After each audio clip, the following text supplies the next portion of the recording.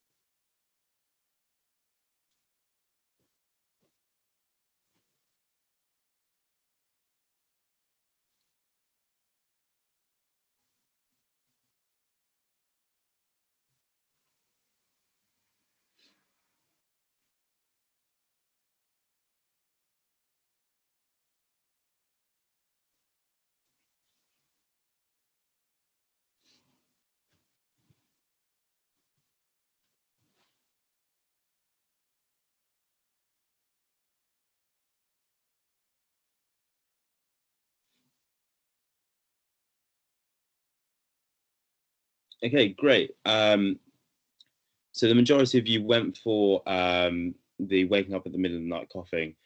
Just to talk about this one, so 56-year-old man has had a echo done and incidentally found narrowing of his mitral valve. So we know that the mitral valve, and just disclosure for this lecture, I don't want to, teach you things that you already know. I just feel like going through the basics again because it's been a while.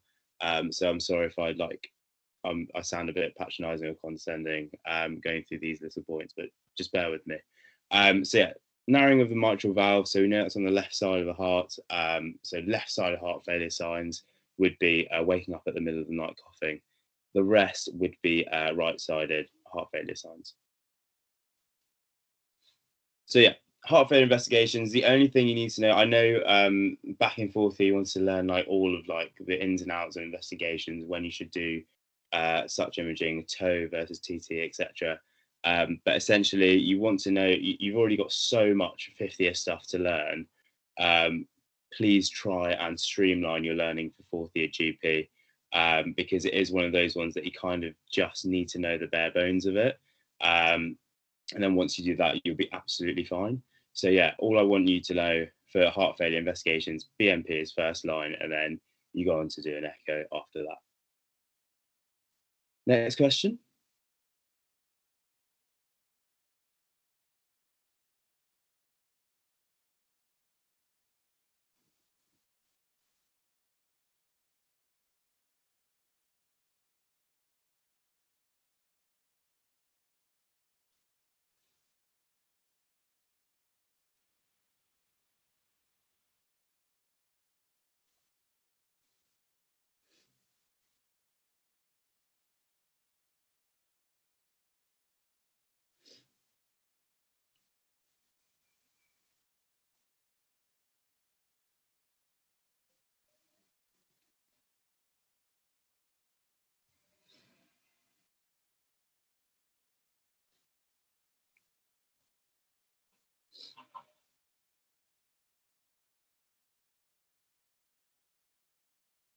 Okay, excellent work. No one's getting caught out from this question. Well, most aren't. So 78% of you said furosemide, which is correct. So not much really to garner from the stem here. Basically, they're all heart failure medication, and you just basically need to know that furosemide is the only one that provides no mortality reduction, but it actually just provides symptomatic relief. So it basically just takes off the fluid that's in the body to help you breathe better and also reduce peripheral swelling. So if we just talk quickly about heart failure management, so in the acute setting, so I'm sure you guys remember or recall LMNOP. So that's loop diuretics. Normally, you'd like to, if it's acute exacerbation, you'd want to give IV 40 milligrams furosemide. And if it's an SBA and an acute heart failure presentation, and it says what is the most appropriate management, it will most likely be the loop diuretics because that's the thing that's causing the acute the edema is the thing that's causing the acute distress. So whether that be a flash pulmonary edema or leg swelling that's becoming unbearable, that's going to be the most appropriate management. Again, morphine sulfate, IV 10 milligrams, and give them metoclopramide, IV 10 milligrams as well. A thing to just note about when you do your off skis, these little bits and bobs. So when you give morphine, give a metoclopramide and maybe a senna as well, just as really nice touches, especially if it's like a Dr. ABCDE, just to mention, or if it's a prescribing station and you just think, actually, I'm giving him morphine. I should probably give them some sort of laxative and some sort of antiemetic as well. It basically shows that it's nice little touches that the examiner knows, okay, this person knows obviously if someone's in like acute pain, you should give morphine. But this guy or girl has been in the hospitals and does know what other medication to give with morphine to alleviate maybe the side effects of morphine. So it's just those nice little touches. Nitrates, GTN spray or nitrates infusion, oxygen if the SAT's in less than 94%, and then position. So sit them up will be the first step. So if it's an SBA and it's acute heart failure, you've recognised it, and they say, what's the initial next step, or what's the initial management, it will always be the most conservative one, and that'll be positioning them, so sitting them up, making sure that the pulmonary edema doesn't cause them to start coughing up sputum, etc. And that can be reduced by sitting the patient up. Further on the line, CPAP is also used if they're still breathless. So heart failure management in a chronic setting. So this will be your most likely thing to learn for the GP setting. So your first line is going to be beta blocker or an ACE inhibitor. Your second line is going to be your MRA, which is like spironolactone. Third line, ivermectin, digoxin, sacubitril, valsartan, hydralazine, nitrate. And then fourth line will be your surgical stuff. So cardiac resynchronization therapy, etc. Sorry, I just received a message from a GP who's recently qualified, Dr. Amner, who will join us very shortly on the VVox chat and also on this Teams meeting. And if you have any questions, then please shoot them off to her, and she'll be more than happy to answer them. She's also looked through the slides as well, so big props to her for that. And vaccinations as well, little point to mention there. So, and can easily come up in a GP setting, because that is exactly where you get it. For example, like when you're in your GP practice setting and you see all those pop-ups come up being like, okay, this person needs this vaccination because of this. These are the main ones that you should vaguely know about. So someone with heart failure should be having an annual influenza vaccine and a one-off pneumococcal vaccine. Next question.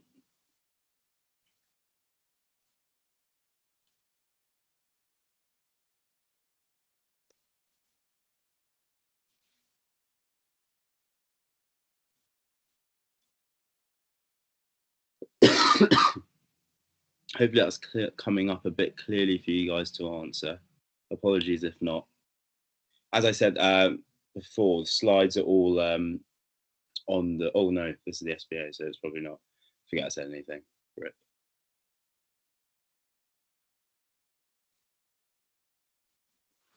Just while we're having a break from you talking, someone asked where you can find out about the third line treatments for heart failure. There's a really good resource. I can't think what it is. Is it PathMed? I think it was PassMed. To be honest, most of my revision etc. was from PassMed or the handbook.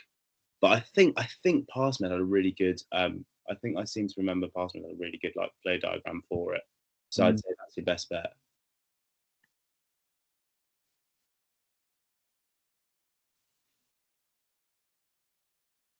Okay, fantastic. 82% of you thought the right answer. So a 48-year-old man with a history of peripheral arterial disease. So we know that he's got some sort of atherosclerotic process going on, triaged by a duty doctor. It's complaining of crushing chest pain, which started 3 hours ago. ECG there shows ST elevation in 2, 3, and AVF. I can't really see that clearly, but it is in the areas of the right coronary artery. So other signs that would point towards right coronary artery infarcts would be stuff like bradycardia, because that artery supplies the sinoatrial node. Acute management, MI, I've just put it down here just so you can have a quick look at it. This is from the handbook. I think it explains it really well. Very similar between NSTEMI and STEMI. I think the only thing I can remember really the difference is that the NSTEMI has the addition of the fondaparinux as well, but as a blood thinner. So have a look at those.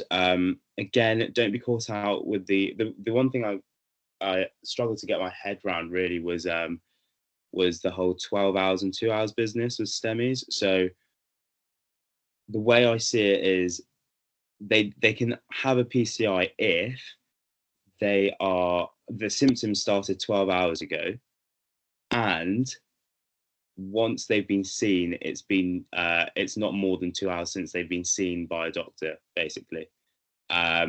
So in those situations, if you're not in a PCI center and you're in the middle of nowhere, and the next PCI center is 3 hours away, fibrinolysis is indicated at that point in time. But yeah, have a look at these in your own time. This is the MI acute management, so MONAC. It's kind of abbreviated the stuff on the last slide. So here again, morphine 10 milligrams IV, metoclopramide 10 milligrams IV, oxygen if less than 94%, nitrates. So that first half is literally the same as the acute heart failure stuff. And then you've got aspirin, the 300 milligrams per oral stat. And then, oh, sorry, there's an ambulance going past. You might be able to hear that.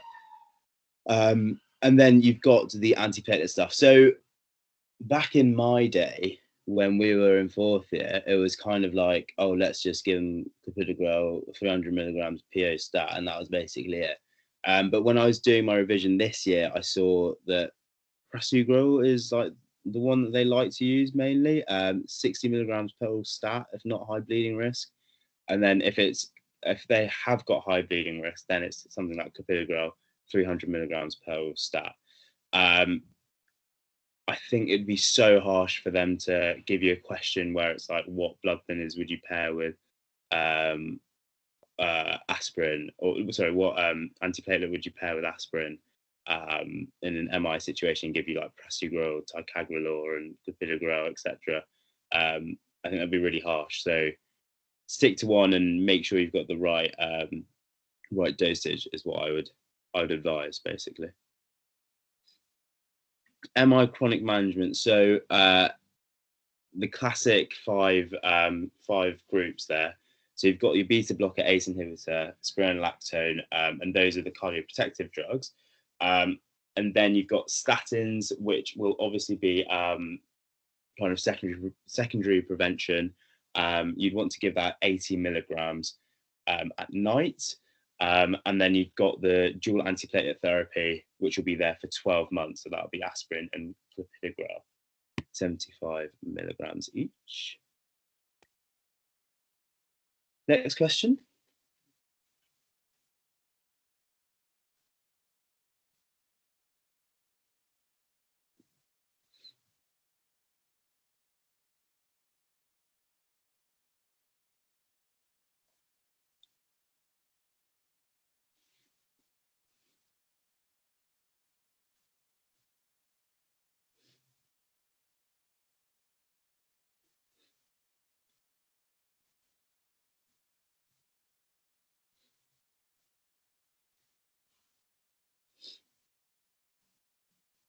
Excellent work. So 95% of you went for the right answer. So 5-year-old girl has recently been feeling short of breath in the cold and has been wheezing when she plays outside with her brother.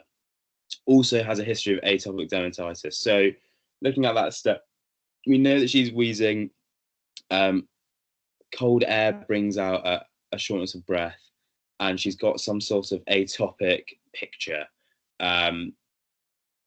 So what your thoughts are, obviously, from doing pediatrics, it's been drummed into you, but this might be an asthmatic picture. So you've got give paracetamol and ask for her to come back if the problem still persists in a week. So that's just irrelevant. She doesn't have a fever or any reason to have paracetamol. Intubate immediately, obviously that's going towards the epiglottitis sort of picture.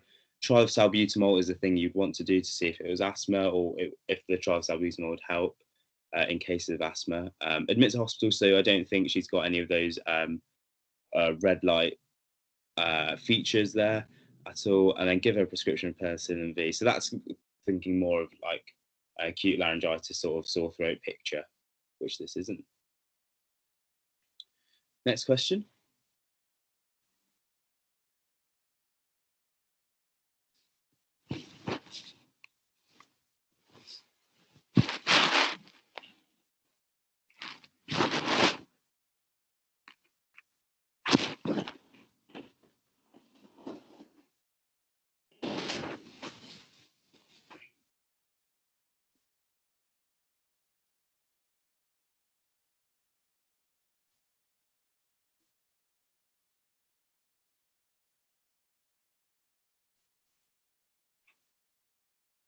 Excellent stuff. So, same 5-year-old girl says she's still complaining of episodes of breathlessness.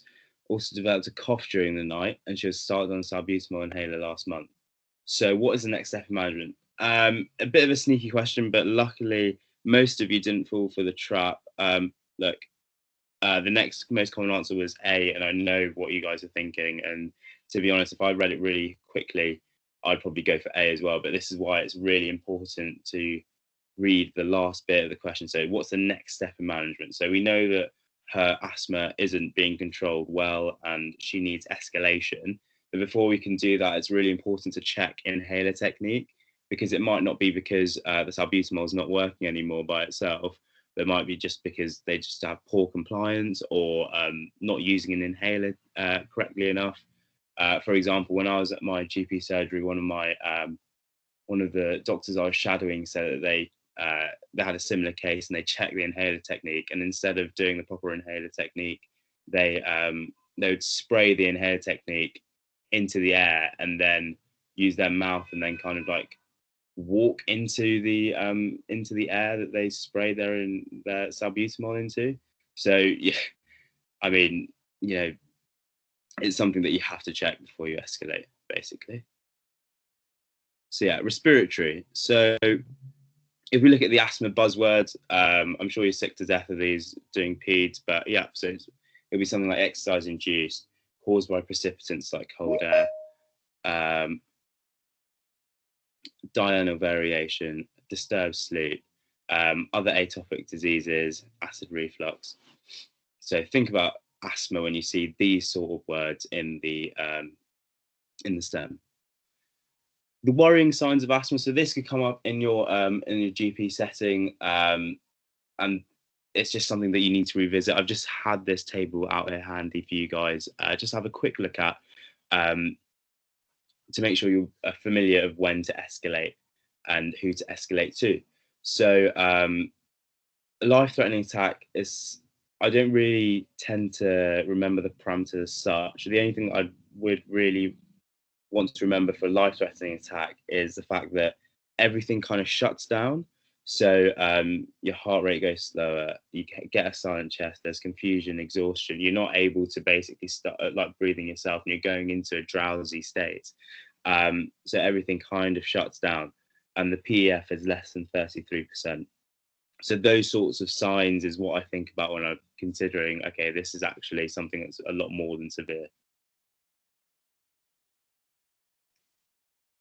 Okay, so investigations. So I think from the least invasive to the most invasive, here we are. So peak expiratory flow monitoring. So you'd want to see some sort of diurnal variation there to support a diagnosis of asthma. Spirometry, so looking at an obstructive defect, or using a trial of salbutamol and seeing an improvement of around 12% of FEV1 with the bronchodilator.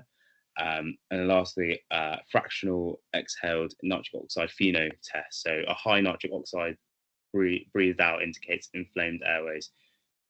I'm not really sure why that is, but I'm not really sure why that is, but it's just something that I remembered for exams. But it's very niche, and I think it'll be really hard for UCL to ask you that question, especially in the GP setting. It'll be more the peak expiratory flow monitoring kind of question. So quick recap of management of asthma. So it will be a SABA, then a SABA and a low dose ICS, so like a beclometasone, and then you add on stuff like your LABA plus or minus your LTRA. So this is for like your adult asthma management, not for children, because that's slightly different. And I know there's a lot of confusion over child versus adult asthma management, etc. But this is the one for adults. And obviously you guys know well, you should know there's a little difference between the pediatric and the adult one. Okay, so here's the next question.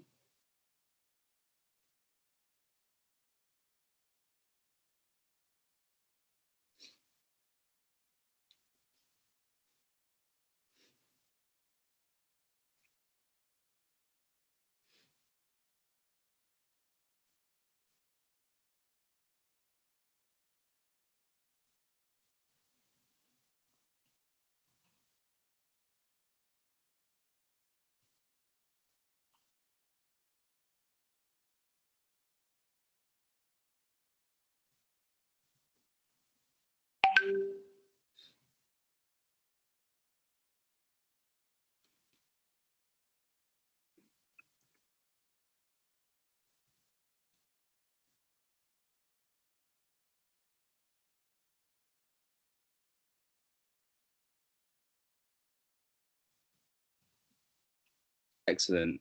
So looking at this question, 54% of you got it. So the majority of you got it here. So a 70-year-old lady comes in complaining about a cough and shortness of breath. She complains of continuous coughing with some sputum production and a wheeze. She has tar-stained teeth and nails. She has no clubbing on examination. She has not complained of any loss of weight. What is the most appropriate diagnostic test? So looking at all of these answers here, so a spirometry, so when we're looking at this question, we can see that the 70-year-old lady, she's continuously coughing with sputum and a wheeze. She's got tar-stained teeth and nails, which makes you think, okay, this person's probably got some sort of smoking history going on with her right now. There's no clubbing on examination. So another thing that we're kind of worried about here would be a malignancy. Not complained of any loss of weight. So with a malignancy, you'd get clubbing. Not necessarily like it's not a given, but that would point towards a malignancy diagnosis, and you would tend to get loss of weight loss as well. So not looking terribly towards the lung cancer sort of direction, but looking more towards a COPD kind of direction here. And then to diagnose COPD, you need a relevant smoking history, which is kind of there with the tar-stained teeth and nails, but also spirometry to show that obstructive defect. Peak flow would be used for asthma, which I don't think it is, it's quite old. And she's got that smoking sort of picture. Chest X-ray again for lung malignancy. Ultrasound guided lung biopsy. We don't really think it's a lung cancer. And then bronchodilator reversibility test is for asthma as well. So if we just talk quickly about the management of COPD, you can break it down to conservative medical. So conservative stuff, obviously stopping smoking, having a good diet, and the most important thing in terms of what we can do for them is providing them pulmonary rehabilitation classes and courses. Medication-wise, so mucolytics can help dry up the secretions. They can get right-side heart failure, so like cor pulmonale, so you can give diuretics for that. Obviously have those influenza and pneumococcal vaccinations too. along with the bronchodilator therapy and long-term oxygenation therapy, which is what we're going to talk about really briefly. So COPD, bronchodilator therapy, the SABA or SAMA is the first line treatment there. And then if they don't have any asthmatic features, you go on to a LABA and a LAMA. Whereas if they do have asthmatic features, you'd go on to a LABA and an ICS, which kind of makes sense, and it kind of correlates with the asthma management. So that's the way I like to think about it myself. So if patients remain breathless or have exacerbations, offer the triple therapy as the last line, so LAMA, LABA, and an ICS. Diagnosis of an asthmatic picture or an atopic picture would be either a high eosinophil count, variation of FEV1 over time, and also that encompasses a diurnal variation, which would show an asthmatic picture, as we've already visited. Long-term oxygenation therapy. So essentially what that is they give you oxygen for 15 hours in the day to keep your levels at above 8 kilopascals, and that improves mortality rate greatly, actually. So the way you want to, the parameters in which you give this long-term oxygenation therapy would be in clinically stable non-smokers with a PaO2 of less than 7.3, or clinically stable non-smokers between 7.3 and 8 who have comorbidities because of COPD, for example, pulmonary hypertension, polycythemia, edema, nocturnal hypoxia.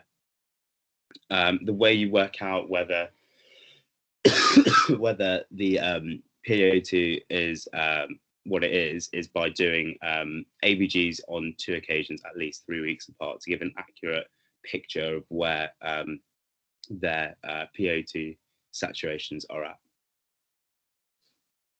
Next question.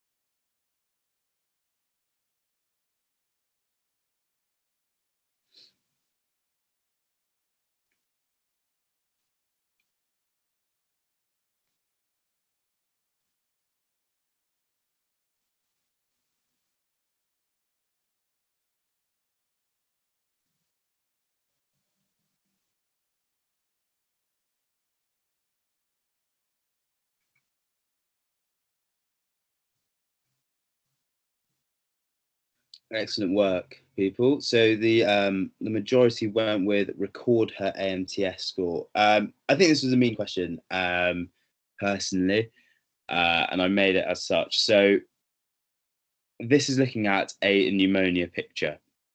So 52-year-old lady, she's got fever, productive green sputum, and basically I wanted to test out the curve 65, that old chestnut. So looking at her score, she's only got a score of 1. So if you recall back, if you get a score of 1, you can go home with oral antibiotics. But a score greater than 1 would actually warrant you to get admitted into hospital. So in terms of the parameters of curve 65, the 2 things that are missing here are a confusion score, or assessment, and a urea score. So urea would take a bit of time because obviously you need to take the bloods and then get them analysed. And so the most important next step would be to record her AMTS score to see if it was 7 or less, less than 7, to see whether she is confused or not.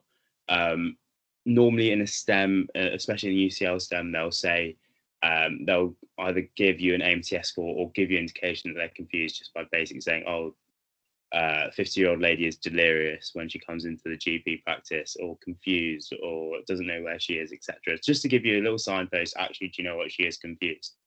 If we talk through the other results, number 2 got the next most answers. So give amoxicillin and tell her to go to the hospital if symptoms get worse.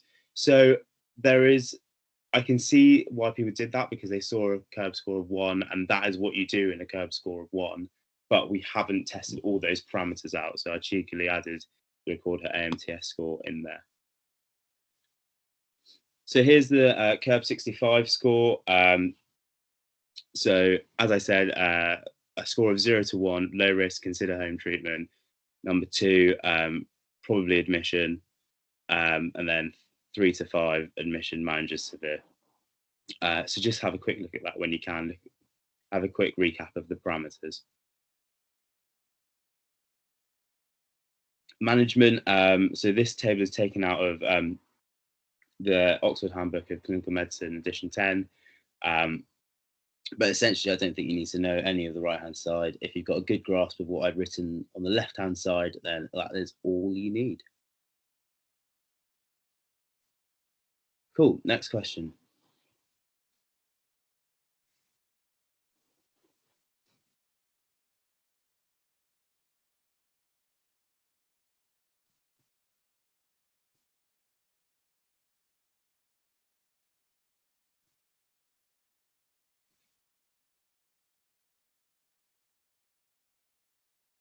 Oh, sorry about the formatting here. I think I must have ruined it slightly. Hopefully you can see that A, B, C, D, and E correlate to the different bullet points there. Apologies for that. Everyone blast Schwert in the feedback. Oh no.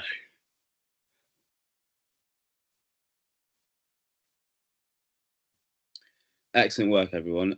So majority went for the right answer. So 40-year-old man, routine checkup, his HbA1c has come out to be 49. This is like a classic question of, do you know that if they're asymptomatic, you need 2 readings basically. So now that you've seen it, you won't be caught out the next time the others who pick something else. So HbA1c of more than 48 would show a person with type 2 diabetes, which was the next most common answer, but they would have to have symptoms, for example, polyuria, polydipsia, loss of weight, etc., for you to be able to diagnose it. So diabetes, so investigations, as I said before, 1 set of diabetic results and symptoms of hypoglycemia, or 2 sets of diabetic results and asymptomatic. The parameters that you need are in that table. It's just one of those things you have to learn.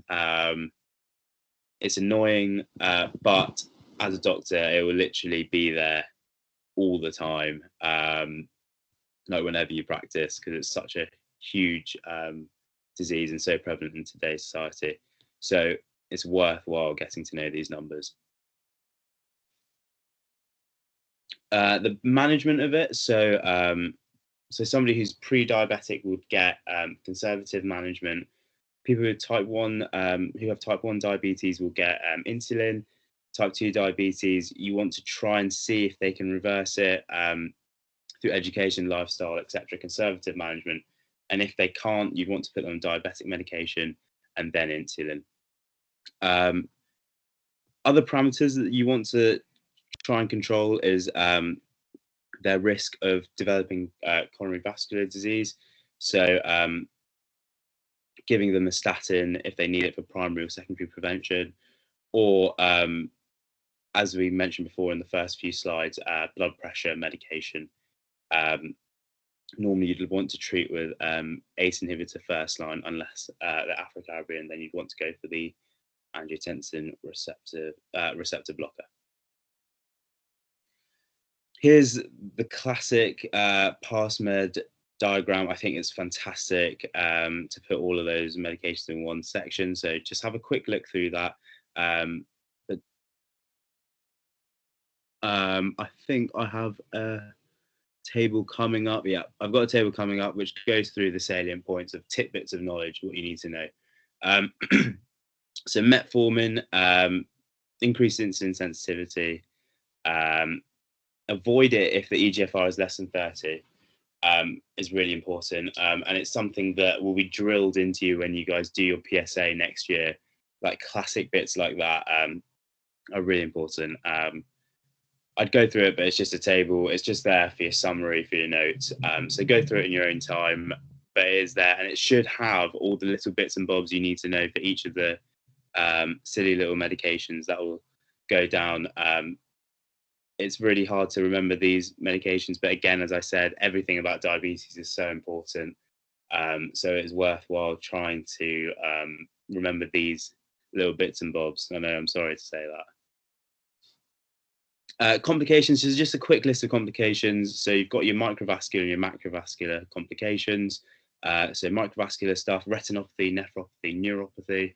Macrovascular, so you've got cerebrovascular disease, cardiovascular disease, and peripheral arterial disease. I think this kind of stuff is more important in 5th year than it was in 4th year, because 4th year was more endo related, so more what is diabetes, what's the management of diabetes purely, and now in GP practice you want to not only manage the condition but also the complications of long-term health conditions such as diabetes. So having a good grasp of trying to look out for these complications and knowing what to do for each complication is really important, actually. For example, you'll have annual retinal screening for retinopathy. For neuropathy, you'd want to have foot checks, etc. Nephropathy, you want to test the urine dip regularly. And then you've got ABPIs for peripheral arterial disease. And then just checking the lipid levels, like the statin, the lipid levels for statin medication dosages for people to prevent their cerebrovascular and cardiovascular disease outcomes as well. So it's good to have that sort of grip on the overall picture of diabetes. Next question.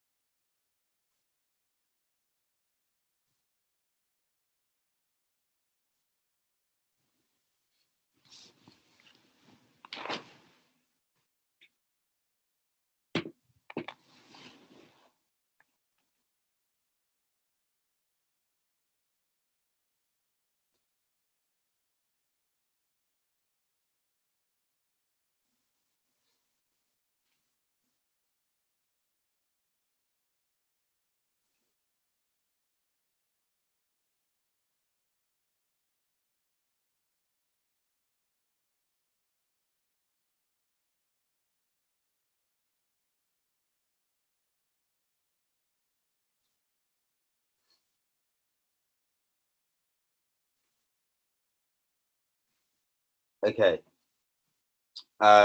So this is a difficult question, and I can see why people went for option number 2, but it was in fact option number 3 that I wanted. Probably my fault. Yeah, that is actually my fault, because I've actually changed the question in the second slide. So yeah, I mean, you guys answered correctly, and as it should be anti-CCP as the most important blood test, but I've actually I changed it to most appropriate initial blood test, and then forgot to change it on the slide before. So that would have been anti-RHF. So apologies for that. I was obviously trying to test. I was getting too muddled in my own way to try and test those silly UCL tactics. But no, you guys absolutely smashed that then. So pain, stiffness in the knuckles. This gets better during the day as her hands warm up. So the most appropriate initial blood test would be the anti-rheumatoid factor, which I'm sure the majority would have got. And then the most important blood test was anti-CCP, as you guys got there. So apologies for that. Next question. But I'm going to get absolutely roasted on the feedback forms.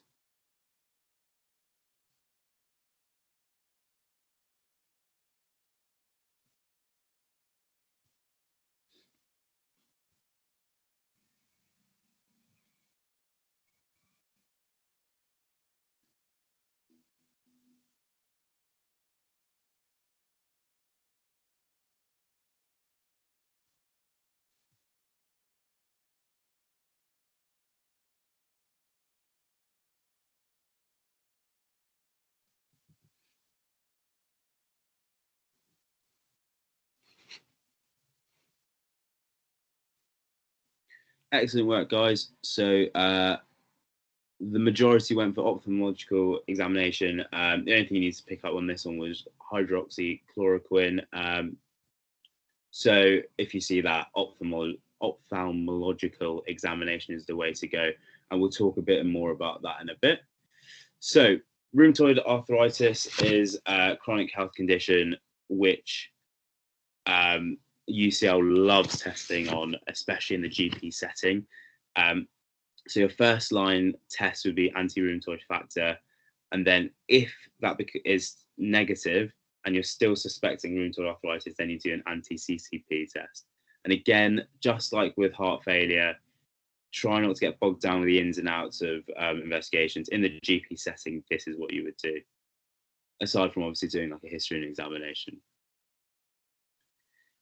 This is a classic X-ray of somebody with quite severe rheumatoid arthritis. You can see actually fusion of the joints there as well. What I always take away, a lot of people talk about swan neck deformity, etc., like Z thumb or whatever it is. But what I always think of is there fusion in the metacarpal joints, and is there that sort of classic ulnar deviation of the digits, which you can obviously see here. Rheumatoid arthritis management. So you've got your maintenance therapy, and that'll be a short course of prednisolone and a DMARD. And then you've got, if you get a flare of rheumatoid arthritis, then you give corticosteroids. And then your monitoring parameters will be a DAS28 score or checking their CRP levels. Here's a handy little table that I created, which has the key points of DMARDs there for you to review, just like the diabetes one. These medications are important to have a little grip around because UCL love testing those sort of parameters that you need to test if you have certain medications, such as the diabetic ones or the DMARDs. If not 50, you'll definitely need to have a good grasp of it for your PSA in final year, unfortunately. So we'll just have a quick look at gastroenterology and general surgery. The only thing that I thought was really worth recapping on this was the acute abdomen and the conditions that are in the acute abdomen, and just having a little knowledge of what sort of illnesses to look over before your exam. Again, these conditions, you'll either pick up on what to do for them in your fifth year subjects, for example, the gynecological ones and the urological ones, or it will be a quick revisit with certain conditions such as cholecystitis, hepatitis, gastric ulcers, etc. Just a quick revisit. I think those conditions have been put on the content slide on like the second slide of this presentation. So yeah, as I said before, just type it into PassMed keyword terms and then have a little look at them. Neurology, the thing that I think is really important, I'm sorry if it's a bit small on your screens, but this is for stroke TIA management. This is something I kind of conjured up, um, which helped me kind of compartmentalize everything and know what to do and when to do it. So have a little look at that, and hopefully that'll jog memory and give you a good basis to maybe read a bit more on PassMed, etc., or your own notes, so it doesn't seem so daunting when you go back to it. Okay, next question.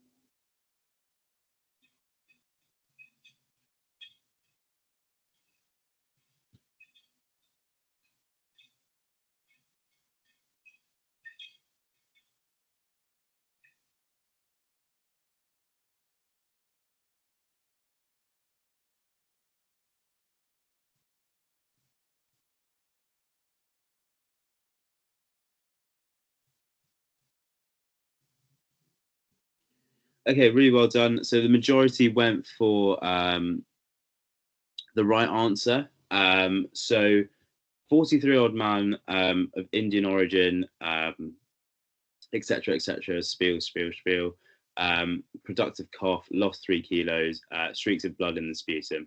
So this is a difficult question, I think, because you can look at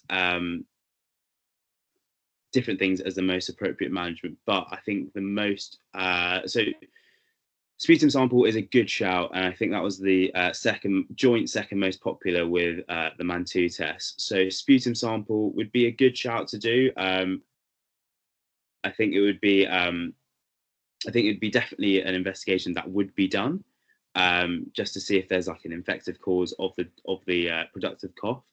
MAN2 test, I can see why people said that, because there is a little bit of a TB picture here. So 3-month stay in India, they've got a productive cough, they've lost 3 kilos, they've got streaks of blood in their sputum. So it does seem like it could be a TB picture, but the most important thing at this point in time is to do an urgent referral for a chest X-ray, because they've had a prolonged cough, and they've had unintentional weight loss, and a lot of unintentional weight loss in the last week, and they're complaining of hemoptysis as well. So these are classic symptoms that should trigger you to do urgent 2-week wait referral.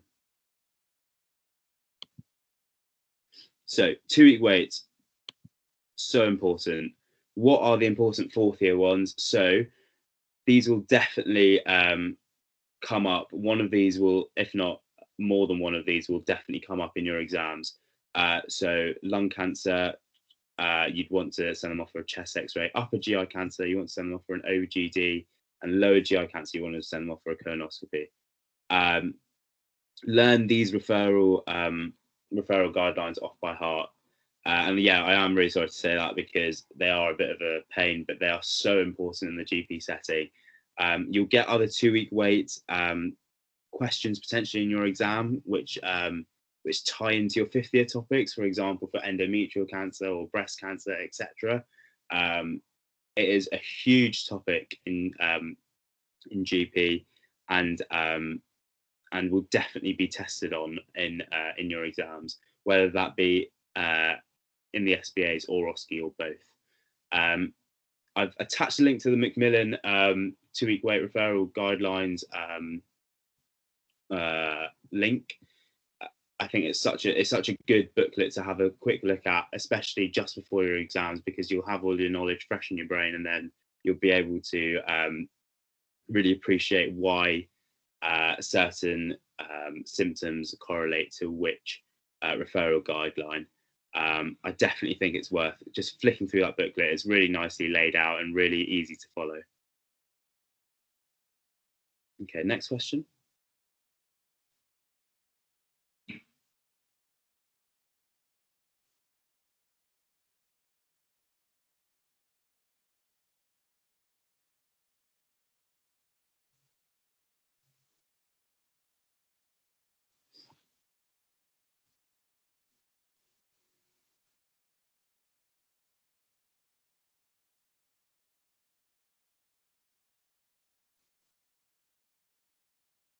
So F/U is follow-up, in case you didn't know.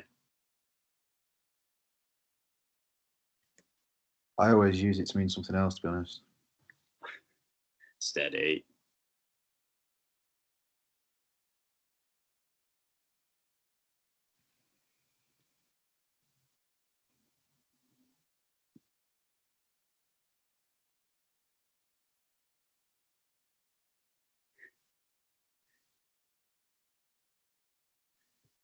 Okay, so really interesting, this one. And it's something that UCL don't really talk about that much, but can come up in exams. So the answer would be to not give the fit note and ask for the follow-up. Just talking through this, so a carpenter has shooting pains down his leg and accompanying back pain, no other symptoms. And this happened after he tried to lift a heavy box 2 days ago. So if we look at the options here, a neurosurgical referral, so maybe thinking about a cauda-equina kind of picture because he's got those shooting pains, but he's not got any other symptoms that I would be worried about. And there's a real mechanical cause to his back pain, which happened 2 days ago. The second option, give the fit note. So you can have, because this happened 2 days ago, he is entitled to have a few more days extra sick pay before the GP is required to give a fit note to give him more leave. So right now, it's not actually the fit note isn't actually needed by the patient. Number 3 is the right answer. D, urgent MRI referral. So yeah, again, some sort of cauda-equina picture. Again, there's no real there's no saddle anesthesia. There's no loss of anal tone or incontinence, or whether that be urinary or fecal. And as I said before, the pain has happened after he tried to lift a heavy box 2 days ago. So there is a just cause to why he's having these shooting pains, and it might be something like a minor disc prolapse because he's having that nerve compression onto nerves going to his back. So he's having some sort of sciatic picture, but not necessarily cauda-equina. And then refer for discectomy would be quite severe. You don't even know what it is at that point in time. So it is the wrong call in this case. Next question.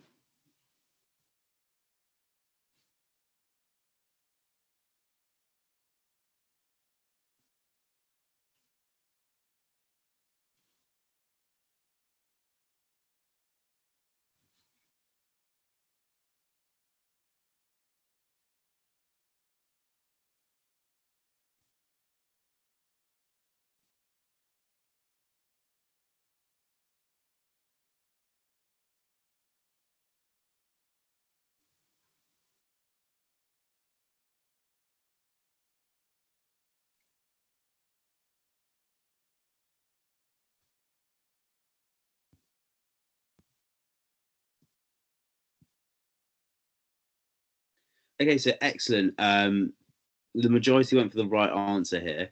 So the only reason within these 5 options for the receptionist to say that they can't register to the practice would be the fact that he doesn't live in the catchment area. All the other parameters wouldn't warrant him being denied access to the GP, to the general practice. So the next most common option was number 3, was C, which was he does not have proof of address. So you don't actually need proof of address to sign up to the general practice. because the way I like to think of it is people with no fixed abode still need to be attached to general practice for their own health. So people with no fixed abode, if they don't have any proof of address, how will they get treatment? Essentially, is the way I like to see it, with that sort of scenario. So we'll just crack on. Last few slides here. Public health doesn't really get taught that much at UCL, but that doesn't stop them annoyingly from putting certain questions in within the SBA. So we're just going to go through a few slides.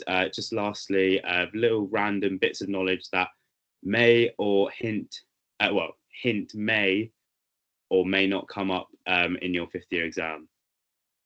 Hint, they definitely did.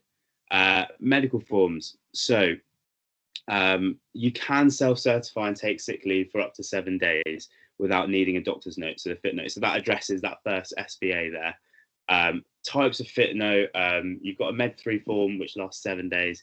A Med 10 form for inpatient stays, covers any period of time. So that could be really important, actually, if they tie it into somebody who's in a psych question, if somebody has been potentially under the Mental Health Act.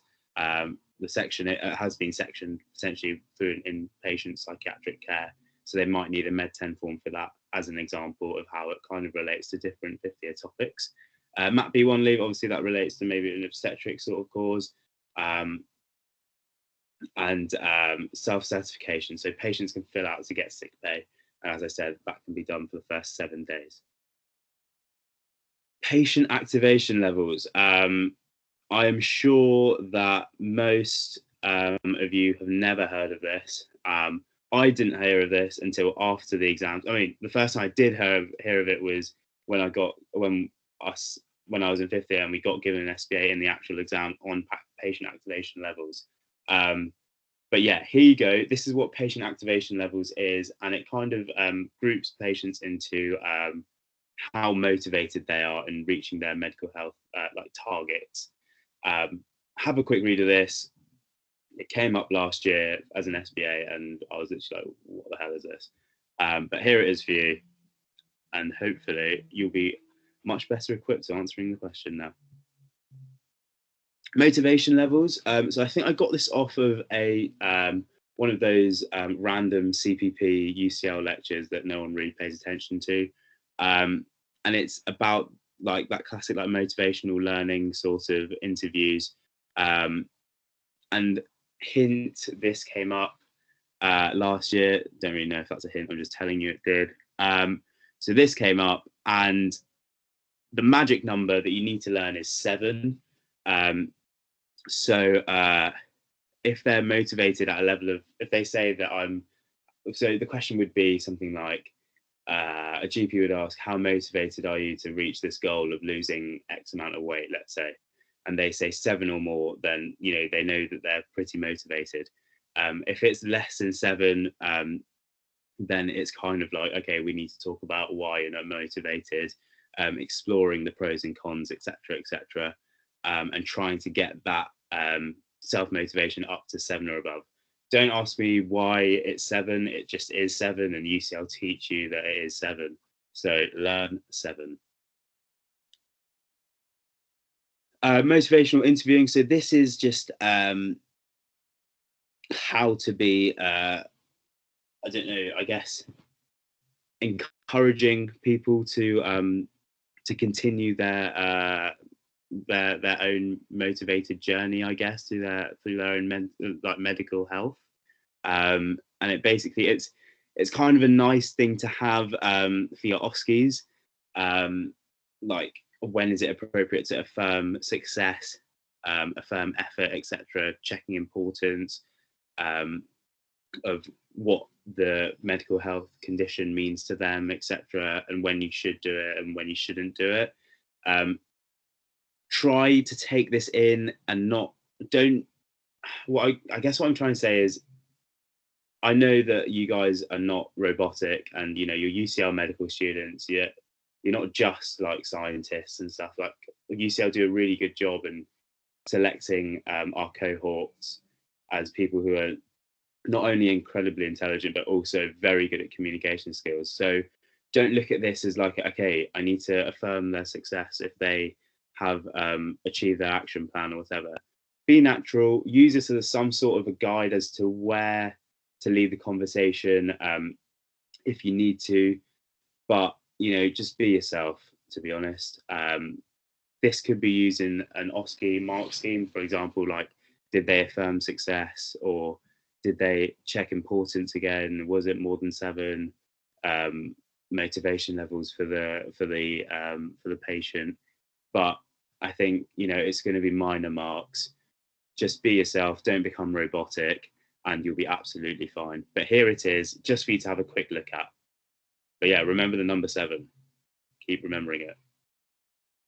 Okay, last slide. So this is just levels of prevention.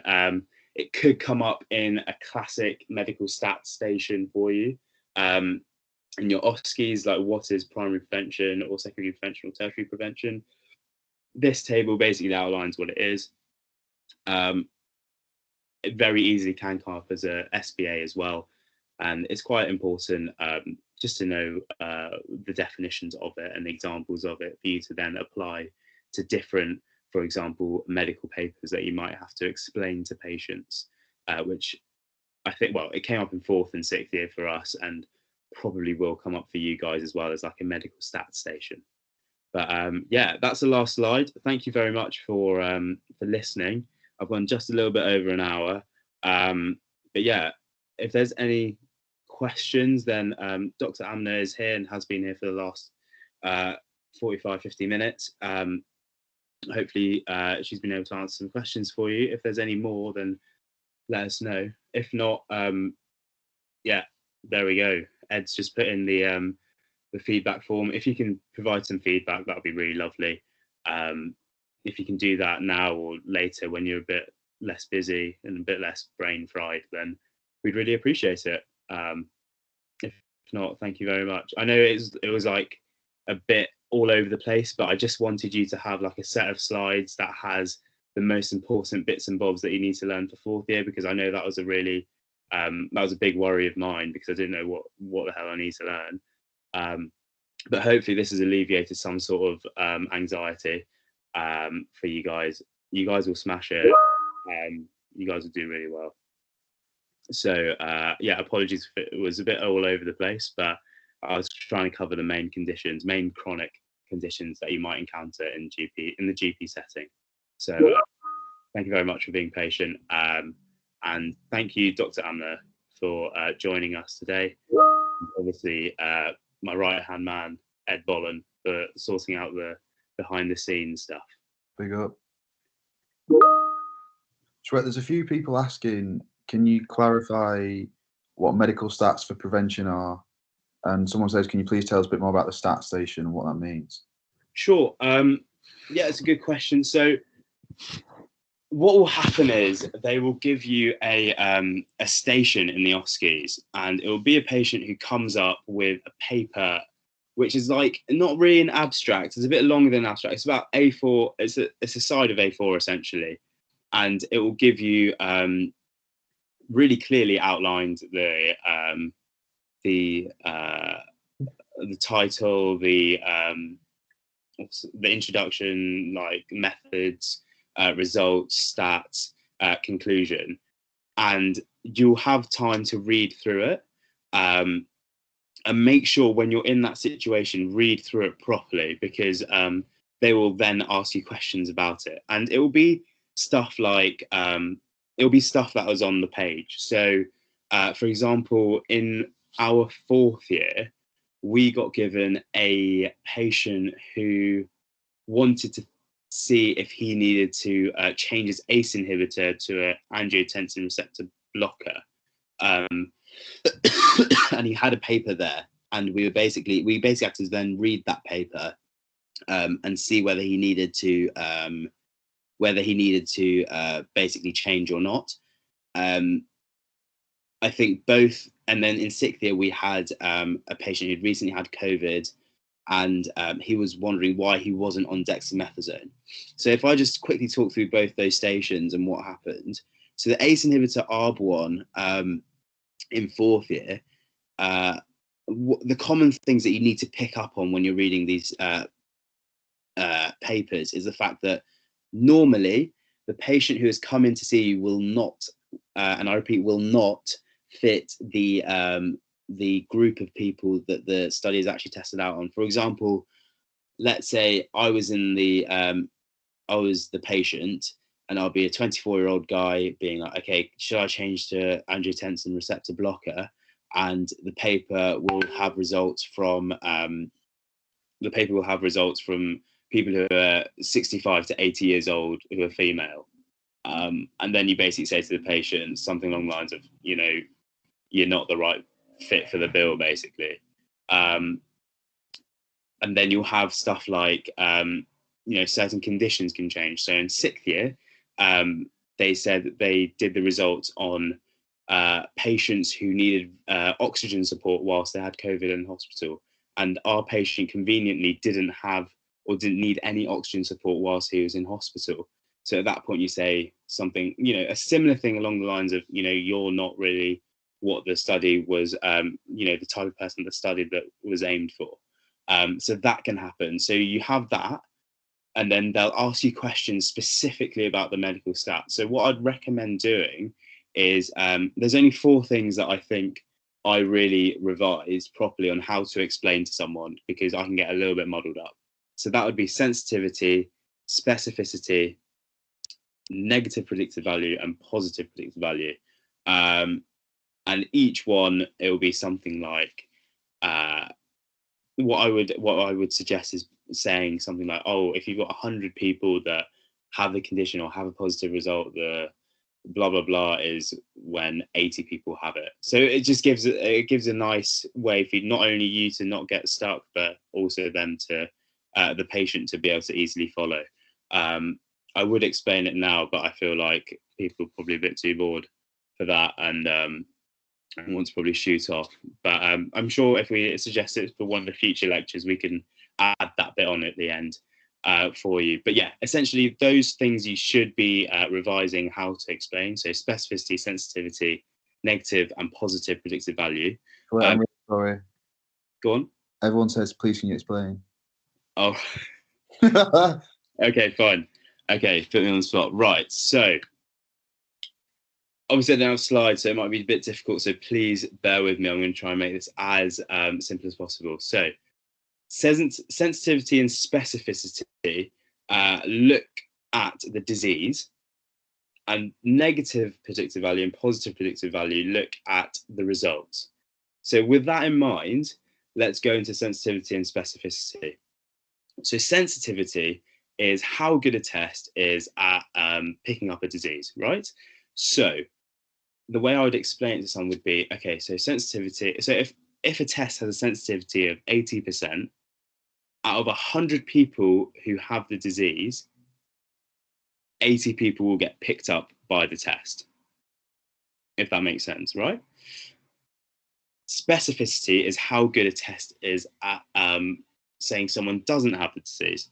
So out of 100 people who don't have the disease, if the specificity was 80%, out of 100 people who do not have the disease, this test will say 80 people don't have the disease. Does that make sense? Yeah, maybe. Negative predictive value and positive predictive value, that's to do with the actual values of the test. So it's subtly different. Positive predictive value is looking at positive tests. So if I use an example of an 80% positive predictive value, that would be out of 100 people who have positive results, so positive tests, 80 people have the disease. Okay? And for negative predictive value, it would be, if the negative predictive value was 80%, it would be out of 100 people that have a negative value or a negative test, 80 people don't have the disease. Does that make sense? That's how I go about explaining it. That's explanation, I think. So that would be what I would say for those 4. And I think those are the most the easiest ones you can get a bit messed up on and lose a bit of time on. And then other things they can ask you would be stuff like, I think they asked in the past, they asked this year, what's a primary endpoint? So that would be something that was actually written in the paper in itself, what the primary endpoints were. But basically, it's like the thing that you're measuring at the end. So, for example, if in our station it was mortality from COVID, so you'd say the primary endpoint would be the thing that you're measuring at the end. And for example, in this paper, that was the chance of you passing away due to COVID. What else was there? We've got a bit of a toughie. Go on. Just because they're dying to find out in the chat. I'm not really sure what to say. People are asking about the patient-centered pathway and how it can feature in assessments. Bit of a weird one. Patient-centered pathway. So stuff that I went through, so stuff like the patient activation levels, motivation levels, those are like the stuff that will come up with regards to patient-centered pathways. And I think those were the questions that we got regarding that. You know, Bold, do you remember that question where it was like, this patient is really eager, like, if I go back to the slide. Like, what level is it? Yeah, this one. Yeah, do you remember that? It was someone who was really eager. I think I remember it now, actually. It was a patient who wanted to keep up to date with their disease and was researching their disease and what to do to continue improving their condition level. And it was like, oh, what level patient activation level are they? And it was straight 1, 2, 3, 4, 5. And I had no idea. Basically, it was literally like, what is this? So that kind of stuff will come up with patient-centered care pathway. In terms of in your OSCE, it won't. Having looked at the previous 50th stations and talked through it with somebody who has graduated now, it hasn't come up. I think it would just be something like, basically, as I was saying earlier, if it's like a motivation sort of station, it will be something like, affirm them, make sure you take time out to basically tell them well done for how much they've done already, and try and set out goals that mean something to them. For example, if they have diabetes and they're obese but they're getting married soon, it could be something like, fitting into that wedding dress, or losing weight for that suit, etc. That could be the way to go with those sort of situations. But I think I think you'd be really hard done by to get an OSCE station purely on it. I think it might be an element of it. And what I'm trying to say is that, I know that you guys have got great communication skills. So if you just keep to that, you will get those marks for that patient-centered care pathway, essentially like what the patient feels like when they're with you and like what score they give you in terms of how well they think you've handled the consultation. So yeah, just smile and, be receptive. Be really like, affirm them when they've done really well, and try not to focus on what they need to do, and try and tell them what they have already done really well and what they need to do next. In terms of the SPA, this sort of stuff will come up, like patient activation levels. To be honest, I'd bet good money that a patient activation level question will come up again, because UCL love to recycle questions. So have a quick look at that, and then motivation levels. Just remember that number 7. It's the key number. But I don't know if that answered your question or not, but I would say don't worry too much about it. Here's a funny one. Can they test them on culinary medicine in the OSCE?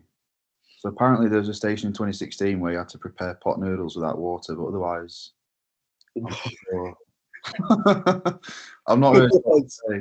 It kind of, our year would have been the first OSCE year to get that right, but we didn't have one. Surely, is that a joke? Is somebody trolling? Yeah, no, it was just a funny comment in the chat. I was about to lose my mind. You never know with UCL. No, I don't mean that. That won't happen. Depends what pot noodle it is, really. But I guess culinary medicine, don't think so. You've already missed out on 4th year OSCEs, and they've got criteria to hit. So I don't think they're going to be too jazzy with their stations. They've got a set amount of things that they need to hit with regards to psychiatry, obstetrics, pediatrics alone, for you to actually qualify and be a doctor, according to the GMC. So I wouldn't be too worried about rogue OSCE stations like that. It could be, they could try and do some sort of motivation interview with somebody who's trying to lose weight, and then if you bring aspects of culinary medicine, like, you know, trying to make your own meals apart from, like, instead of using cooking sauces, etc., that could be a thing, but very minor. I wouldn't worry. I think what is worth learning is there's a couple of special diets, right? Like there's the DASH diet for hypertension. Yeah, exactly. Mediterranean diet for heart disease and stuff. Yeah, and like the ketogenic diet or something for is it epilepsy or something like that? Yeah, for some kids, yeah. Yeah, I think they're worth maybe just having in your mind, in terms of when you do a consultation and then go through management, it will be, and label it as conservative medical and surgical management of each patient. In the conservative section, if you say, oh, maybe like a FOD diet or a DASH diet or ketogenic diet might help, you know, it makes you look slick and makes the examiner know, whoa, like, this person has obviously done their reading, because, you know, sure enough, the examiner will not know, to be honest, because they won't be in that field. So if you can say something like that, and makes you look slick, then that's good. If you're not too sure, don't worry about it too much.